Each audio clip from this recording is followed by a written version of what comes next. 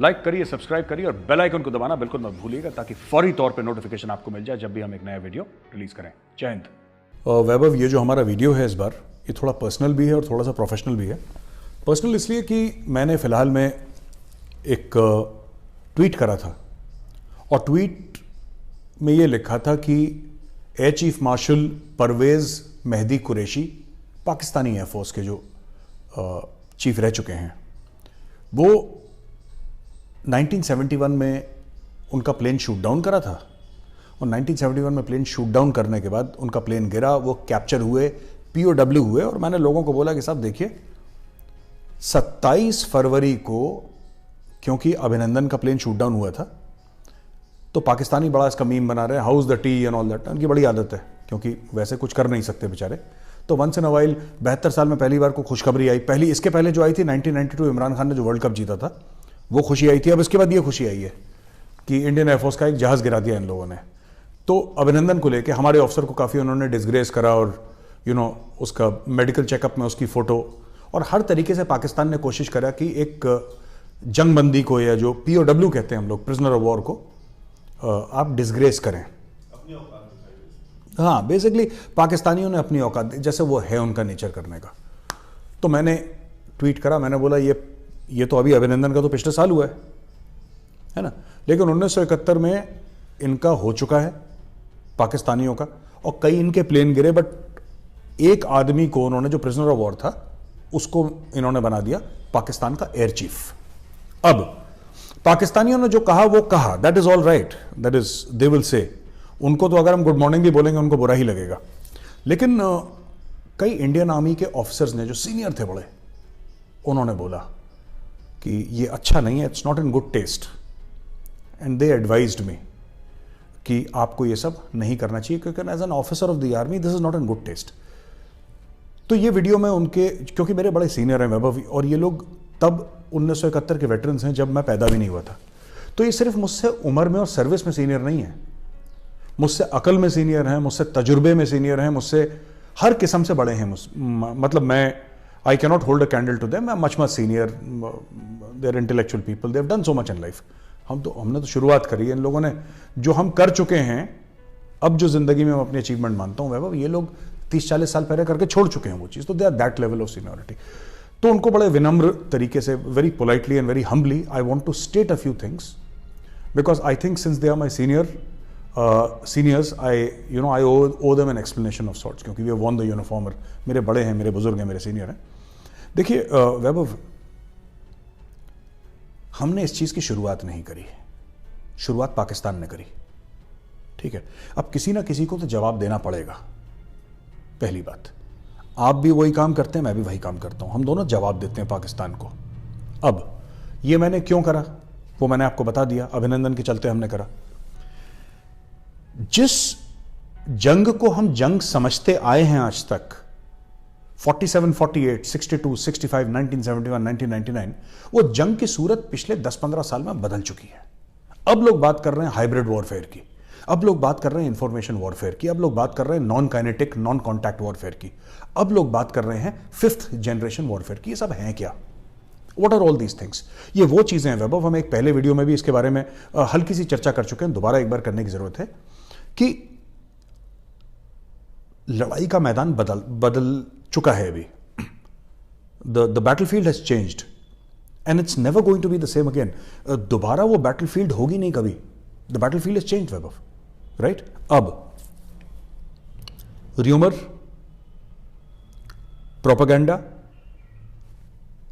Social media, mainstream media, print media, music, films,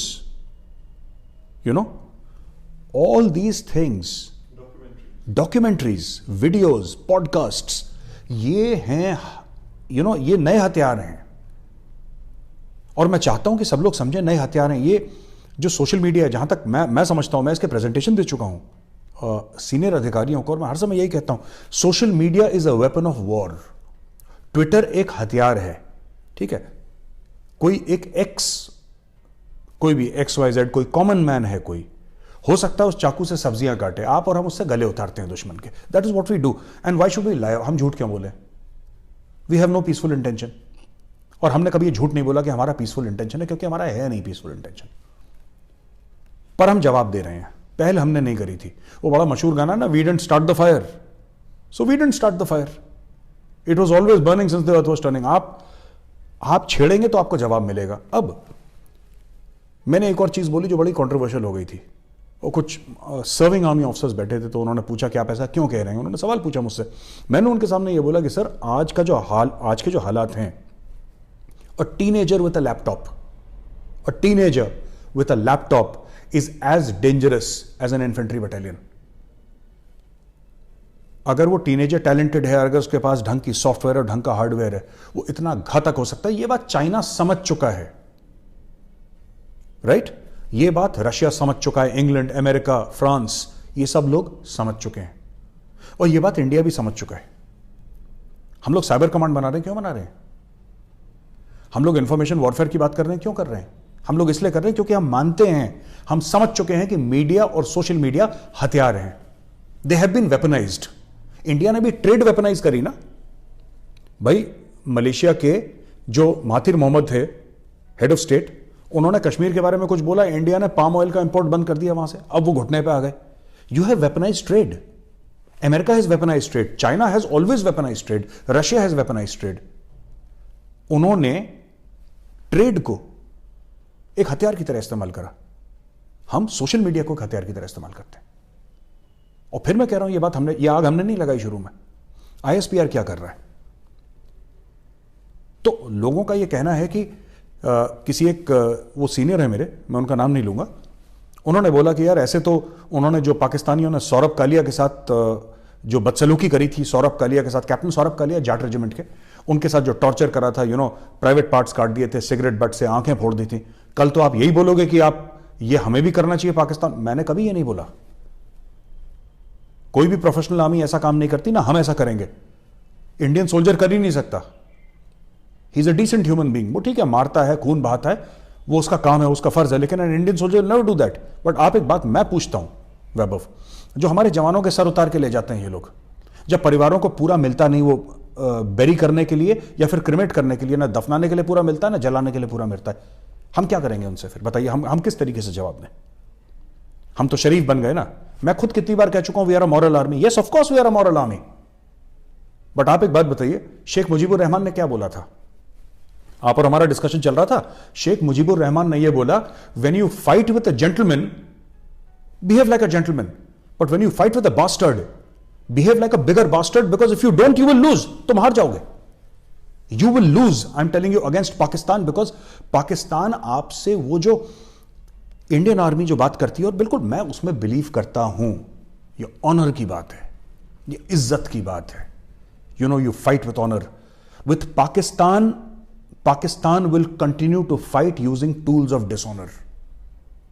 एक छोटा सा सवाल, हम ऑनर की बात करते हैं, मैं भी ऑनर की बात करता हूं, और मेरी और इंडियन आर्मी की फिलॉसफी में ना कभी कोई मतभेद था, ना कभी मतभेद हो सकता है। एंड आई एम सॉरी, मैं कुछ कंट्रोवर्शियल अगर कह दूं तो माफी चाहूंगा, लेकिन जो कहना है वो तो कहना पड़ेगा। आप एक बात बताइए, 47,000 तकरीबन लोग पिछले 30 साल में 1989 के बाद कश्मीर में मारे जा चुके हैं। किसने मारे? वो पाकिस्तान के भेजे हुए टेररिस्ट ने, या फिर पाकिस्तान का अटैक जो कारगिल में हुआ, या फिर लाइन ऑफ कंट्रोल के वायलेशंस, या जो लोग मारे जाते हैं जम्मू एंड कश्मीर में, उसमें सिक्योरिटी फोर्सेस शामिल, उसमें बच्चे शामिल, उसमें औरतें शामिल। Who is responsible for this?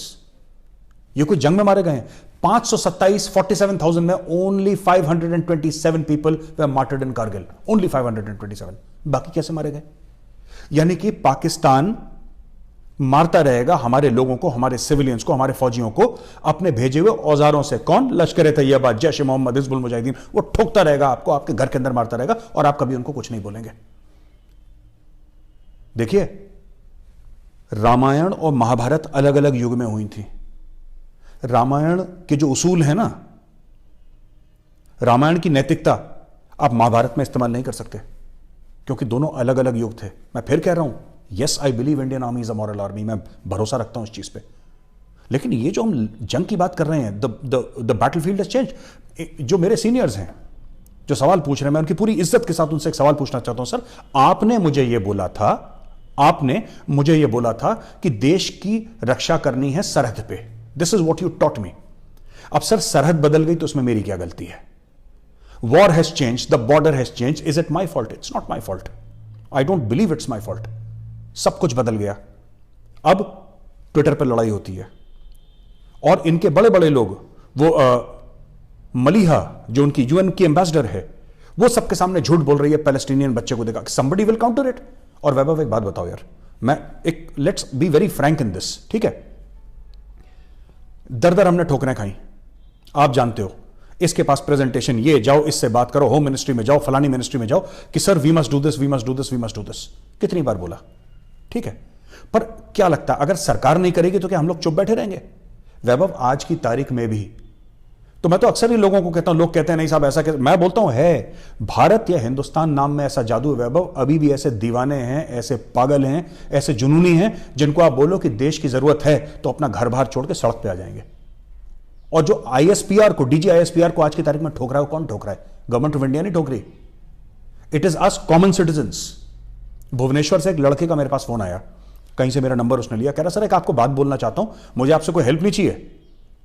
आपको लोग 10 काम के लिए बोलते होंगे, मुझे कोई काम के लिए फोन नहीं करा आपको, मैं एक बात बोलना चाहता हूं, I am unemployed, I am a BTech, मैं अनएम्प्लॉयड हूं सर, मैं दिन में नौकरी ढूंढता हूं और शाम को मैं पाकिस्तान को ठोकता हूं ट्विटर पे, क्योंकि I feel it is my duty. और ये जो लोग काम कर रहे हैं, ये इसमें सिविलियंस हैं ज्यादातर, ये लोग जो काम कर रहे हैं Vaibhav, they are no less than soldiers, क्योंकि this is no less than a war. भाई लड़ाई तो फौजी लड़ता है ना, लड़ाई सोल्जर लड़ता है। ये 5th जनरेशन वॉर जो है, ये जो इंफॉर्मेशन वॉरफेयर है, ये साइबर वॉरफेयर है, कौन लड़ रहा है? ये वर्दी वाले नहीं लड़ रहे, ये तो सिविलियंस ही लड़ रहे हैं, क्योंकि सरकार ने अभी ऐसा कुछ करा नहीं। अब साइबर कमांड बनाएंगे, तब बनेगा, तब लड़ाई होगी, तो होगी जब होगी, लेकिन we can not wait. As a common Indian, मैंने 21 साल पहले वर्दी अपनी उतार दी थी, ठीक है? 21 years back I left the uniform. But ऐसा कोई नहीं कह सकता कि तुम्हारे देश पे हमला होगा और तुम बिल्कुल चुप रहो और ये बोलो नहीं साहब ये तो सूट नहीं करता। As an army officer, before being an army officer, I am a citizen of this country and this country's integrity and this country's honour is my business, it is your business, it is the business of that guy behind the camera and it is the business of every Indian. इसमें आप ये नहीं कह सकते ठीक है हमें तनख्वाह नहीं मिलती इसकी, हमें नहीं चाहिए तनख्वाह। वो भुवनेश्वर से जो अनएम्प्लॉयड यूथ का जिसका फोन आया था उसको भी तनख्वाह नहीं चाहिए यार, और वो कह रहा है सर ये मत सोचिएगा कि आज मैं अनएम्प्लॉयड इसलिए कर रहा हूं, कल नौकरी मिल जाएगी मैं फिर ठोकूंगा इनको। तो हमें यह समझना चाहिए कि मैदान जंग बदल चुका है। पिछली बार आपने टैंक कम इस्तेमाल करे थे वैभव, 1971 में, उसके बाद तो आपने टैंक भी इस्तेमाल नहीं करे। आपकी इतनी पूरे वेस्टर्न सेक्टर, हम लोग ये मानते हैं कि प्लेन्स और डेजर्ट्स में ज्यादा टैंक का 14 कोर एरिया है जो लद्दाख के माउंटेन्स हैं, उधर भी टैंक हैं हमारे आज की तारीख में, हमारी रेजिमेंट से आर्मर्ड की। लेकिन जो बेसिक काम है मैकेनाइज्ड वॉरफेयर का, वो कहां पे होता है? वेस्टर्न सेक्टर में होता है, हमारे द वेस्टर्न थिएटर। उसमें गुजरात ले लीजिए, पंजाब ले लीजिए, राजस्थान ले लीजिए, इवन प्लेन्स ऑफ जम्मू, वही तो एरिया है पूरा टैंक का। आपने पिछली बार कब इस्तेमाल करा था टैंक्स को? 1971 की लड़ाई में। आपने मैकेनाइज्ड इन्फेंट्री कब इस्तेमाल करी थी? तब। फिर लेकिन इन्फेंट्री वाला रोज लड़ रहा है ना जमीन पे। उसी तरीके से साइबर वॉरफेयर इंफॉर्मेशन वाला रोज लड़ रहा है, वहां पे रोज लड़ रहा है। और ये जितने भी लड़के लड़कियां हैं, ये जितने भी लड़के लड़कियां हैं जो हिंदुस्तान का झंडा हाथ में उठा के लड़ रहे हैं, जो हर रोज सोशल मीडिया पर जाके हिंदुस्तान की कहानी सुनाते हैं और पाकिस्तानियों से लड़ते हैं। पाकिस्तानियों का खासतौर से इसलिए नाम ले रहा हूं क्योंकि सारा जहर वहां से आ रहा है। जो उनसे लड़ रहे हैं, मैं उनको वैभव सल्यूट करता हूं, और ये फौजी से कम नहीं है, ये लड़के लड़के यंगस्टर बच्चे हैं। ये तो इसमें कई लोग हैं जिनकी मुझसे आधी उम्र है, ठीक है, they are half my age, but they are fighting bravely. Why cannot we acknowledge their contribution? We must acknowledge. वो सिपाही से कम है क्या? वो नहीं लड़ रहे देश के लिए, वो लड़ रहे हैं देश के लिए, ठीक है। उनको गोली चलाना नहीं आता, उनके हाथ में AK-47 नहीं है, लेकिन ये वाली जंग में AK-47 चाहिए नहीं वैभव, इसमें तो लैपटॉप चाहिए। You need a laptop, you need a high speed internet connection, आपको सॉफ्टवेयर चाहिए। ये दूसरी लड़ाई है और ये गवर्नमेंट ऑफ इंडिया भी रिकॉग्नाइज करती है, ये इंडियन आर्मी रिकॉग्नाइज करती है। इसीलिए जो सीनियर्स हैं मेरे, मैं उनसे रिक्वेस्ट करूंगा, मेरी हाथ जोड़ के बड़ी हम्बल रिक्वेस्ट है कि sir the battlefield has changed, सब कुछ बदला जा चुका है, एवरीथिंग हैज चेंज्ड। झूठी खबरें कश्मीर में कर्फ्यू लग गया, कश्मीर में 1 लाख लोग, कोई कहता है 2 लाख लोग मार दिए, कोई कहता है 10 लाख। जिसके मुंह जितना जबानें उतनी कहानियां, उतनी दास्तानें, हिंदुस्तान को बदनाम कर रहे हैं। अभी वो डेबी एब्राहम्स आई थी, वो फिर झूठ बोल के पाकिस्तान चली गई। ये क्या है ये? और जिस वो ग्रुप की, मैंने ट्वीट भी करा था, जिस ग्रुप की वो पार्लियामेंट्री ग्रुप की मेंबर है, आपको पता है वैभव उसका प्रेसिडेंट कौन है उस पार्लियामेंट्री ग्रुप का? Lord Nazir Ahmed, child molester, paedophile, rapist. Nazir Ahmed member of parliament का आप गूगल पर सर्च करिए, आपको सब पता लगेगा। ये लोग हैं जो आपके पीछे पड़े हुए हैं, ये लोग हैं जो फ्री कश्मीर के पोस्टर्स बसों पे लगाते हैं, ये वो हैं जो हिंदुस्तान जब भी कुछ करता है तो उसके खिलाफ जाके दुनिया भर में आग लगाते हैं, पेड बाय द आईएसआई। और हम लोग जो आज वर्दी नहीं पहनते वो ये लड़ाई लड़ रहे हैं, क्योंकि ये लड़ाई वर्दी में लड़ी नहीं जा सकती। आई एम सॉरी टू से, ये जो लड़ाई है आज की वैभव, ये वर्दी में आप नहीं लड़ सकते हैं। यू कैन नॉट फाइट, ये वर्दी वाला लड़ाई नहीं लड़ सकता।